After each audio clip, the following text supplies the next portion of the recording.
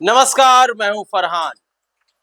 इंदौर के राजा रघुवंशी और सोनम रघुवंशी का मामला अब क्लियर हो गया है और उसमें सोनम रघुवंशी के ऊपर यह आरोप लगाया गया है कि उसने अपने पति की हत्या करवाई है।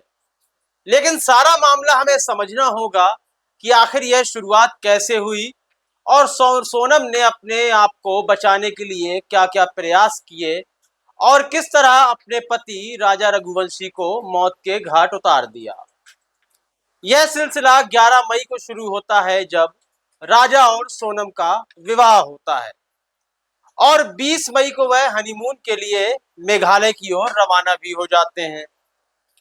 वह मेघालय में शिलोंग, सोरा और नौग्रियाट जैसी जगहों पर घूमने के लिए गए। 20 मई और 22 मई और 23 मई को वह नौग्रियाट विलेज में थे, वहां दिखाई दिए। लोगों से पूछताछ के बाद भी पता चला, सीसीटीवी कैमरे भी खंगाले गए।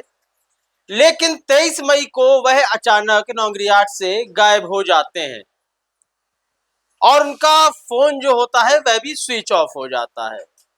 अब चारों तरफ हड़कंप मचता है कि आखिर दोनों कहां गायब हो गए। दोनों की खोज की जा रही थी, उम्मीद जताई जा रही थी कि दोनों कपल्स के साथ कहीं कोई अनहोनी तो नहीं घट गई। लेकिन 24 मई को पुलिस को उनका रेंट में लिया हुआ स्कूटर शिलोंग में प्राप्त होता है। अब उस स्कूटर की मदद से भी जांच जारी रहती है, लेकिन बड़ी सफलता एनडीआरएफ की टीम को 2 जून को प्राप्त होती है। इससे पहले लगातार जांच चल रही थी। 2 जून के दिन की बात है, एनडीआरएफ ड्रोन के द्वारा मुआयना कर रहे होती है वो टीम एनडीआरएफ की, और वहां पर सोहरा में एक पहाड़ी टाइप इलाका है, वहां पर एक लाश मिलती है और उस लाश को बुरी तरह तहस नहस कर दिया गया था। लेकिन एक टैटू द्वारा उसकी पहचान होती है, जिससे मालूम पड़ता है कि यह जो लाश है वह राजा रघुवंशी की है, यानी कि सोनम के पति की लाश है। अब लाश की जो हालत देखी गई, पुलिस ने तुरंत ही क्लियर कर दिया कि यह कोई घटना घटित नहीं हुई है कि कोई नेचुरल डिजास्टर हो या पर पैर फिसल गया हो, बल्कि पुलिस ने कंफर्म कर दिया कि यह एक हत्या है। लहराबाड़ में एक एसआईटी की टीम गठित होती है, सीसीटीवी फुटेज खंगाले जाते हैं, एक व्हाइट शर्ट भी प्राप्त होती है, मेडिसिन के कुछ स्ट्रिप प्राप्त होते हैं और लोकल गाइड की भी एक बड़ी सहायता मिलती है, जिसने बताया कि उसने राजा और सोनम को 3 अजनबियों के साथ, यानी कि 3 अलग लोग थे, उनके साथ देखा था। अब यहां से पुलिस का शक कहीं ना कहीं सोनम की तरफ चला जाता है, क्योंकि ना अभी तक सोनम की लाश मिली थी, बल्कि राजा की लाश यानी उसके पति की लाश मिल चुकी थी। तो कहीं ना कहीं पुलिस को यह लगने लगता है कि इस हत्या में सोनम का हाथ अवश्य है।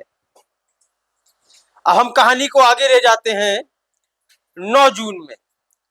9 जून के रोज मेघालय के डीजीपी हैं, वह यह क्लियर कर देते हैं जांच के बाद कि सोनम के द्वारा ही उसके पति की हत्या करवाई गई है और उसने करीब 3 हिटमैन्स को हायर किया था, जो कि हत्या करने का काम करते हैं।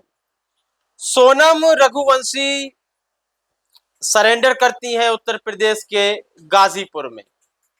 आज का दिन है, वह सरेंडर कर देती हैं। अब सोनम और सजा के बीच कोर्ट का फैसला बाकी है। अब उन्हें न्यायालय के सामने पेश किया जाएगा। लेकिन इस देश में जहां बार बार महिलाओं के लिए सिंपैथी होती है लोगों के दिल में, और होनी भी चाहिए, लेकिन कई बार हम देखते हैं महिला और पुरुष के विवाद में हमेशा दोषी पुरुष को ही बनाया जाता है। National crime records bureau NCRB ने अभी कोई एक ऐसा पब्लिश नहीं किया है डाटा कि इस तरह की घटनाएं कितनी हुई हैं, लेकिन अंड फाउंडेशन है जिन्होंने बताया है कि 2023 में करीब पत्नियों के द्वारा 306 पतियों की हत्या कराई गई। ओपी इंडिया के द्वारा भी जो एक सर्वे किया गया उसमें बताया गया कि प्रति वर्ष एवरेज करीब 275 पति पत्नियों के द्वारा मारे या मरवाए जाते हैं। इस तरह की घटनाओं के उदाहरण है, जैसे मेरठ में आप मुस्कान और सौरभ राजपूत की बात कर लीजिए, बेंगलुरु में भी यशविनी की बात कीजिए, जयपुर में गोपाली देवी की ही घटना देख लीजिए, हरिद्वार में ऋतु कौर की घटना से भी आप सबक ले सकते हैं कि हर बार पति दोषी नहीं होता है और जो गुनाह होता है वह पुरुष या स्त्री देखकर सर नहीं चढ़ता, बल्कि वह किसी भी इंसान के सर पर चढ़ सकता है। बस उसके लिए एक वजह होनी चाहिए, वजह मिलती है और घटना को अंजाम दे दिया जाता है। इस संबंध में अपनी राय अवश्य दें कि इस तरह की जो घटनाएं हो रही हैं उन्हें कैसे रोका जा सकता है, और कमेंट जरूर करें और चैनल को सब्सक्राइब अवश्य कर दें। तब तक के लिए इजाजत दीजिए, धन्यवाद। देश और दुनिया की खबरों से अपडेट रहने के लिए आप अभी तक न्यूज चैनल को सब्सक्राइब करना ना भूलें और साथ ही हर न्यूज का नोटिफिकेशन पाने के लिए बेल आइकन को भी दबाएं।